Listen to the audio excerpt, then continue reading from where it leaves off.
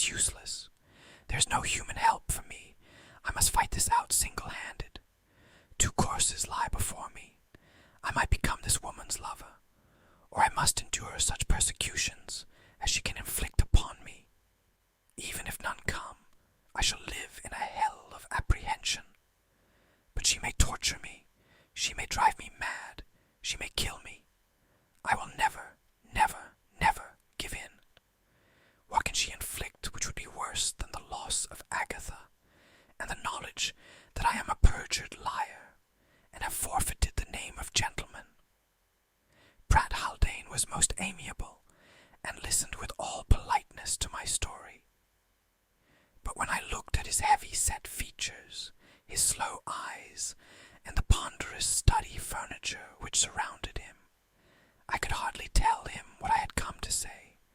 It was all so substantial, so material, and besides, what would I myself have said a short month ago if one of my colleagues had come to me with a story of demonic possession?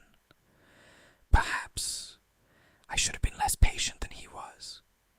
As it was, he took notes of my statement, asked me how much tea I drank, how many hours I slept, whether I had been overworking much, had I had sudden pains in the head, evil dreams, singing in the ears, flashes before the eyes, all questions which pointed to his belief that brain congestion was at the bottom of my trouble. Finally, he dismissed me with a great many platitudes about open-air exercise and avoidance of nervous excitement. His prescription, which was for chloral and bromide, I rolled up and threw into the gutter. No, I can look for no help from any human being. If I consult any more, they may put their heads together, and I may find myself in an asylum. I can but grip my courage with both hands, and pray that an honest man may not be abandoned. April 10th. It is the sweetest spring within the memory of man. So green, so mild, so beautiful. Ah, what a contrast between nature without and my own soul so torn with doubt and terror. It has been an uneventful day, but I know that I am on the edge of an abyss. I know it, and yet I go on with the routine of my life. The one bright spot is that Agatha is happy and well, and out of all danger. If this creature had a hand on each of us, what might she not do?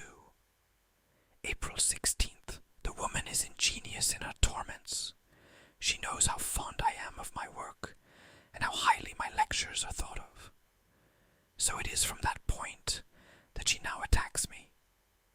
It will end, I can see, in my losing my professorship, but I will fight to the finish. She shall not drive me out of it without a struggle. I was not conscious of any change during my lecture this morning, save that for a minute or two I had a dizziness and swimminess which rapidly passed away. On the contrary, I congratulated myself upon having made my subject, the functions of the red corpuscles, both interesting and clear. I was surprised, therefore, when a student came into my laboratory immediately after the lecture, and complained of being puzzled by the discrepancy between my statements and those in the textbooks. He showed me his notebook, in which I was reported as having in one portion of the lecture championed the most outrageous and unscientific heresies.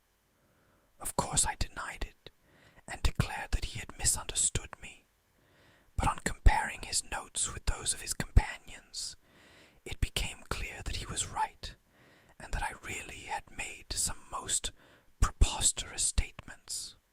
Of course I shall explain it away as being the result of a moment of aberration, but I feel only too sure that it will be the first of a series. It is but a month now to the end of the session, and I pray that I may be able to hold out until then. April 26th. 10 days have elapsed since I have had the heart to make any entry in my journal. Why should I record my own humiliation and degradation. I had vowed never to open it again, and yet the force of habit is strong.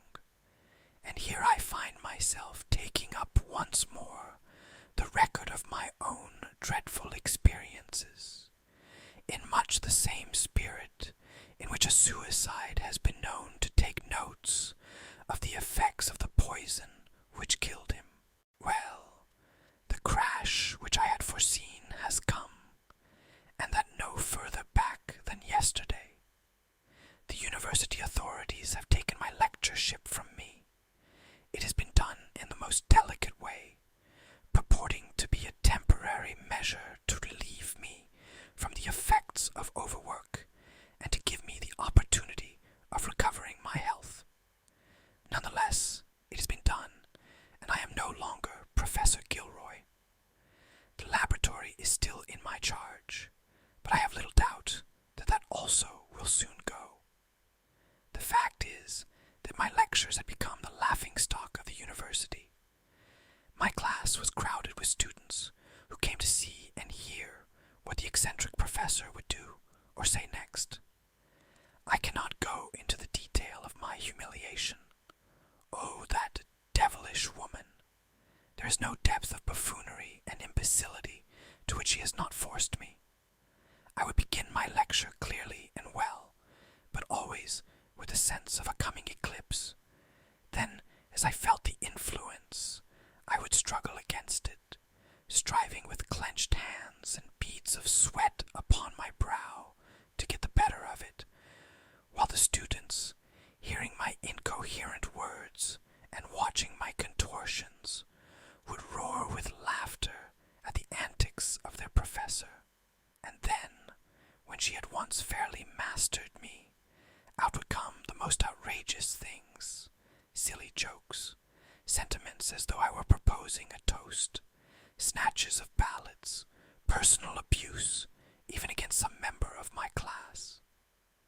And then, in a moment, my brain would clear again, and my lecture would proceed decorously to the end. No wonder that my conduct has been the talk of the colleges. No wonder that the University Senate has been compelled to take official notice of such a scandal. Oh, that devilish woman! And the most dreadful part of it all is my own loneliness.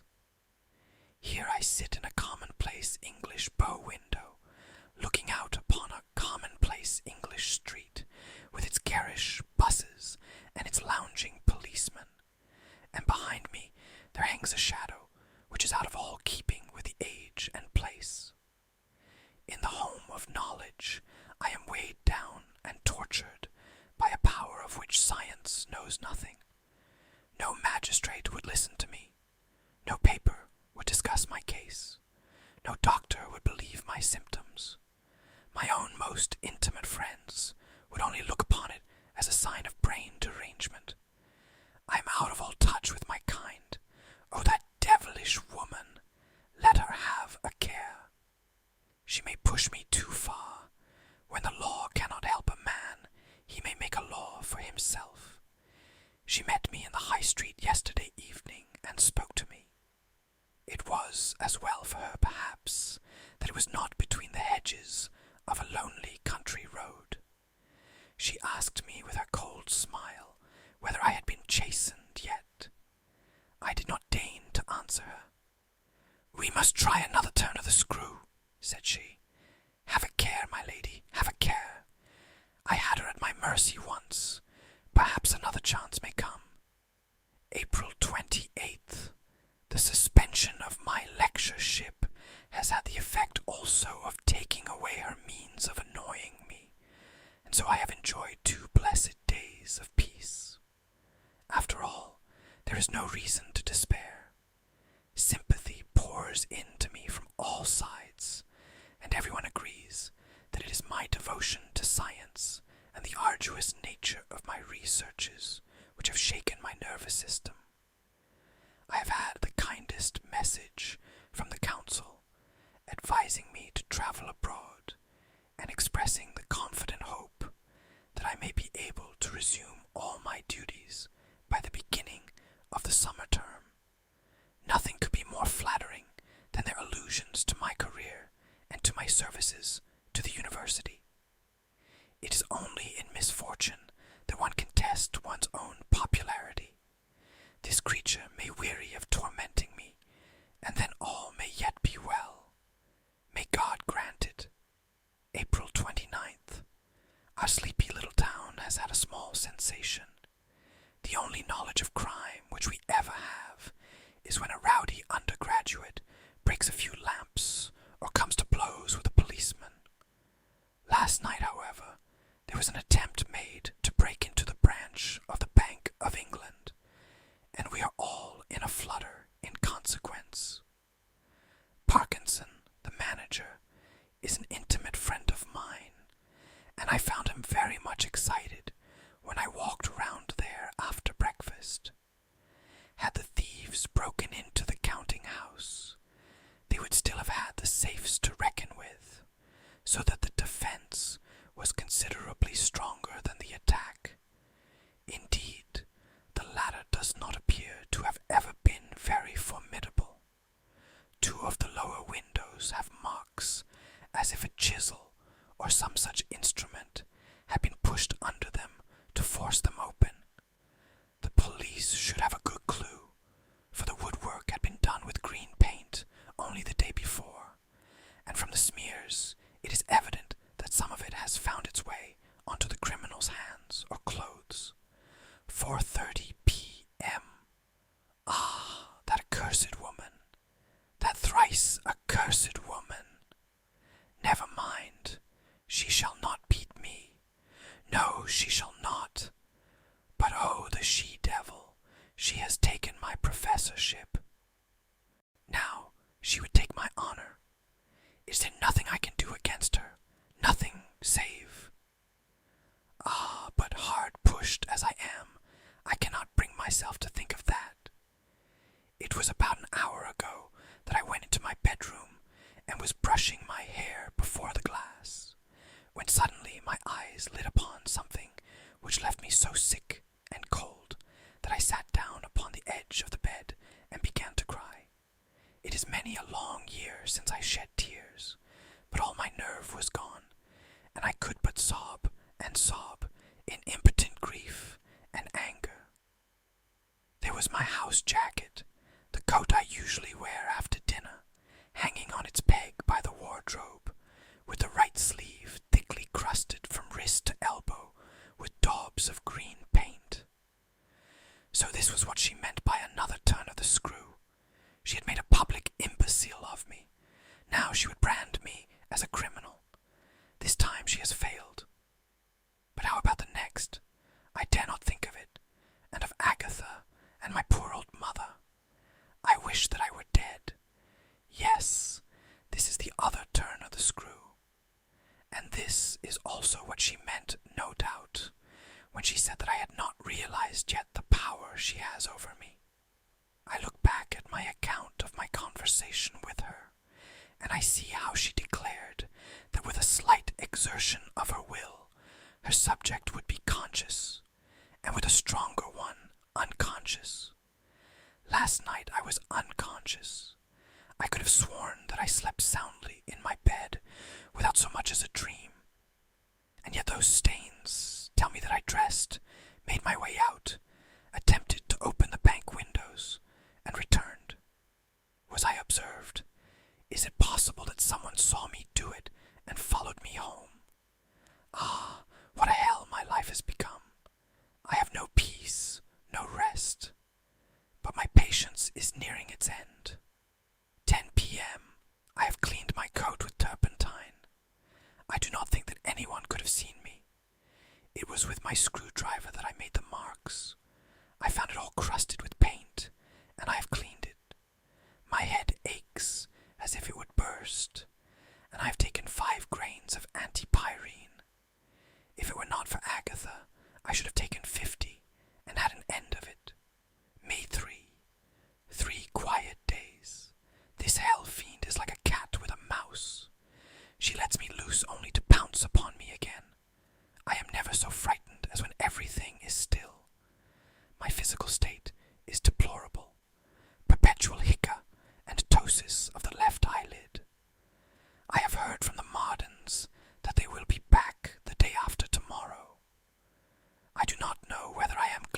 or sorry. They were safe in London. Once here, they may be drawn into the miserable network in which I am myself struggling, and I must tell them of it. I cannot marry Agatha so long as I know that I am not responsible for my own actions. Yes, I must tell them, even if it brings everything to an end between us. Tonight is the university ball, and I must go. God knows I never felt less in the humor for festivity, but I must not have it said that I am unfit to appear in public. If I am seen there and have speech with some of the elders of the university, it will go a long way toward showing them that it would be unjust to take my chair away from me. 10 p.m. I have been to the ball. Charles Sadler and I went together, but I have come away before him. I shall wait up for him, however, for indeed I fear to go to sleep these nights.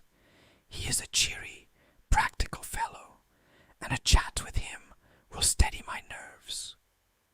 On the whole, the evening was a great success. I talked to everyone who has influence, and I think that I made them realize that my chair is not vacant quite yet. The creature was at the ball, unable to dance, of course, but sitting with Mrs. Wilson. Again and again her eyes rested upon me.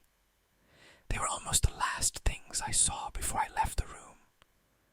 Once, as I sat sideways to her, I watched her and saw that her gaze was following someone else.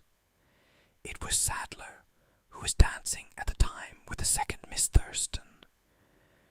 To judge by her expression, it is well for him that he is not in her grip as I am. He does not know the escape he has had. I think I hear his step in the street now, and I will go down and let him in, if he will. May 4th. Why did I break off in this way last night? I never went downstairs after all. At least, I have no recollection of doing so. But on the other hand, I cannot remember going to bed. One of my hands is greatly swollen this morning, and yet I have no remembrance of injuring it yesterday. Otherwise, I am feeling all the better for last night's festivity. But I cannot understand how it is that I did not meet Charles Sadler when I so fully intended to do so. Is it possible? My God, it is only too probable. Has she been leading me some devil's dance again? I will go down to Sadler and ask him. Midday. The thing has come to a crisis. My life is not worth living, but if I am to die, then she shall come also. I will not leave her behind to drive some other man mad as she has me. No, I have come to the limit of my endurance. She has made me as desperate and dangerous a man as walks the earth. God knows I have never had the heart to hurt a fly, and yet if I had my hands now upon that woman, she should never leave this room alive. I shall see her this very day, and she shall learn what she has to expect from me. I went to Sadler and found him, to my surprise, in bed. As I entered, he sat up and turned a face toward me, which sickened me as I looked at it. "Why, Sadler, what has happened?" I cried, but my heart turned cold as I said it. "Gilroy," he answered, mumbling with his swollen lips, "I have, for some weeks, been under the impression that you are a madman. Now I know it, and that you are a dangerous one as well. If it were not that I am unwilling to make a scandal in the college, you would now be in the hands of the police." "Do you mean," I cried, "I mean that as I opened the door last night you rushed out upon me, struck me with both your fists in the face, knocked me down, kicked me furiously in the side, and left me lying almost unconscious in the street? Look at your own hand bearing witness against you." Yes, there it was, puffed up, with sponge-like knuckles, as after some terrific blow. What could I do?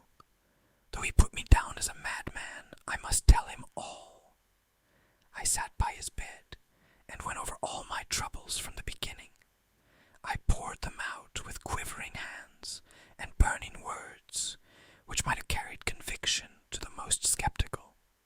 "She hates you, and she hates me," I cried.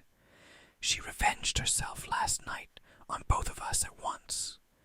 She saw me leave the ball, and she must have seen you also. She knew how long it would take you to reach home.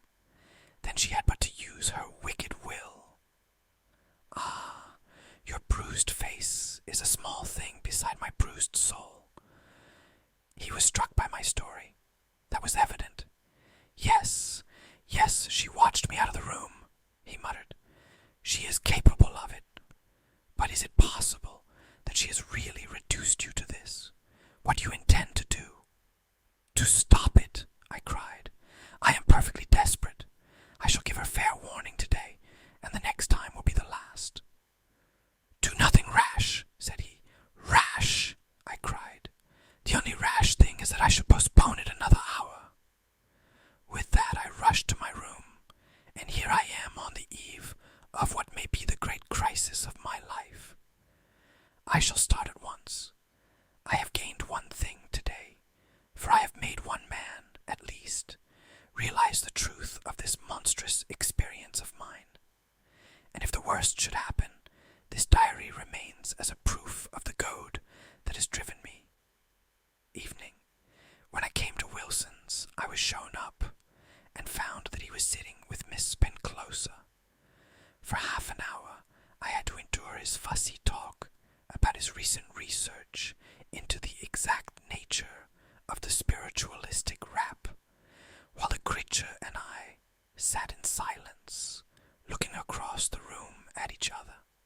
I read a sinister amusement in her eyes, and she must have seen hatred and menace in mine. I had almost despaired of having speech with her when he was called from the room, and we were left for a few moments together.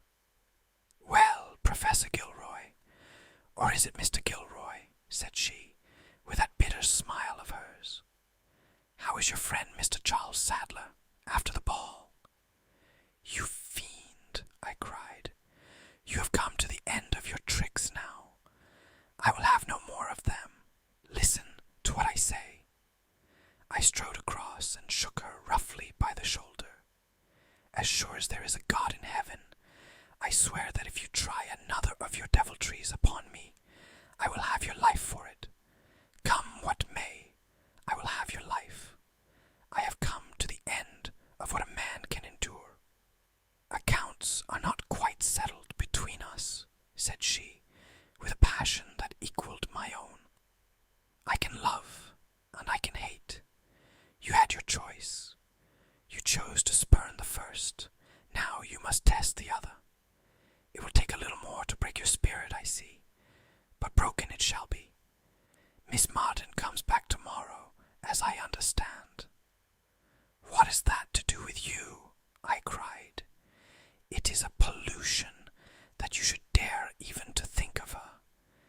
If I thought that you would harm her—" She was frightened, I could see, though she tried to brazen it out.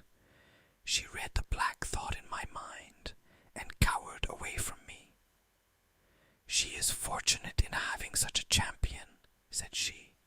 "He actually dares to threaten a lonely woman. I must really congratulate Miss Marden upon her protector." The words were bitter, but the voice and manner were more acid still. "There's no use talking," said I.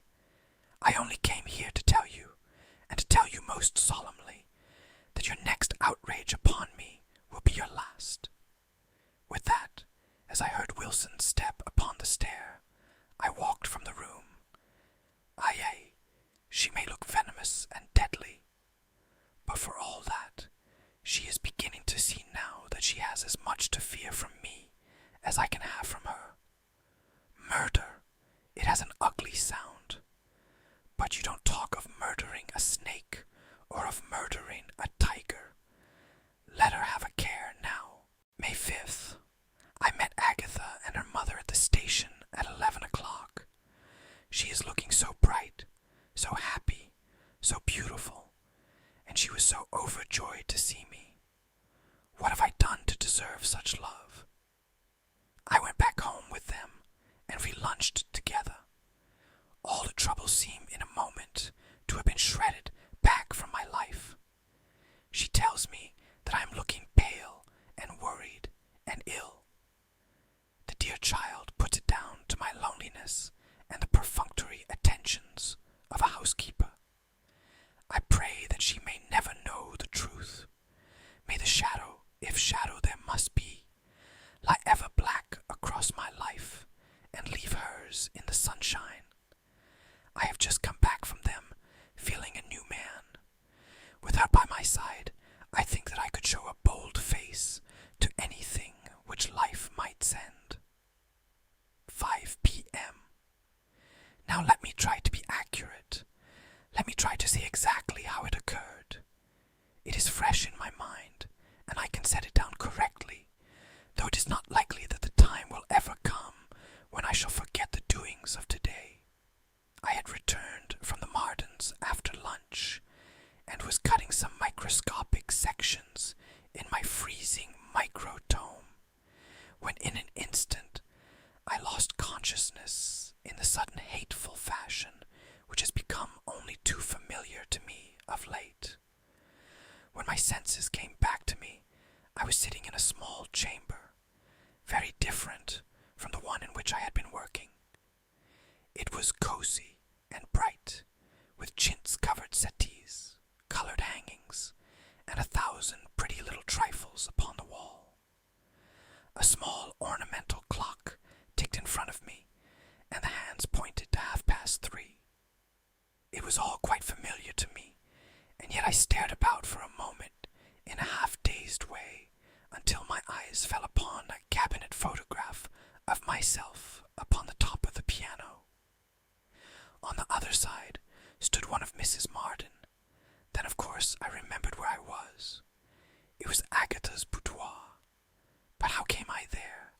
And what did I want? A horrible sinking came to my heart. Had I been sent here on some devilish errand?